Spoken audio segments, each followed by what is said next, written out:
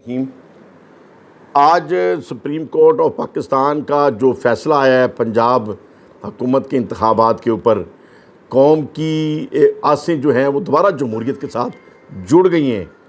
और ये एक मसका खेज किस्म की का ट्रायल था कि जब लोगों ने वोट डाल दिया तो उसके बाद पार्टी सदर का फैसला आ गया कि ये हमारे वोट वापस कर दें।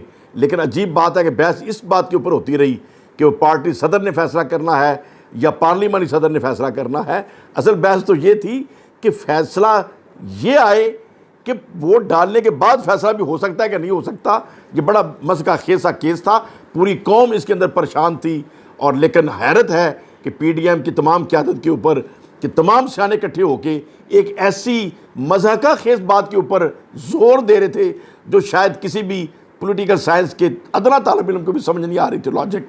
बहरहाल सुप्रीम कोर्ट ऑफ पाकिस्तान ने जो फैसला किया है, कौम की अमंगों के ऐन मुताबिक किया है। लोगों की जमहूरियत के साथ जो सोच है, जमहूरियत के साथ जो आस है, वो दोबारा लोगों की बहाल हो गई है। अल्लाह करे कि ये फ़ैसला पाकिस्तान के लिए इस्तेकाम का फ़ैसला हो और पाकिस्तान को सही इस्लामी किला बनाने की जो है वो ये नवीद साबित हो। और सच की इस फतह पर मैं बतौर ख़ास जनाब मोहतरम इमरान खान साहब को मुबारकबाद पेश करता हूँ और चौधरी परवेज़ इलाही साहब को दिल की अथाह गहराइयों से मुबारकबाद पेश करता हूँ, जिन्होंने बड़ी जुर्रत के साथ, बड़े सियासी तदब्बर के साथ इमरान खान के काफ़िले के साथ वो जमे रहे और इमरान खान साहब के विजन को आगे बढ़ाने में मददगार साबित हुए। हमारी दुआएं, हमारी तमाम कोशिशें हर लम्हा उनके साथ हैं। अल्लाह करे कि वतन अज़ीज़ पाकिस्तान उसी तरीके से आगे बढ़े जिस तरीके से इमरान खान गवर्नमेंट के अंदर इसकी आगे स्पीड जा रही थी।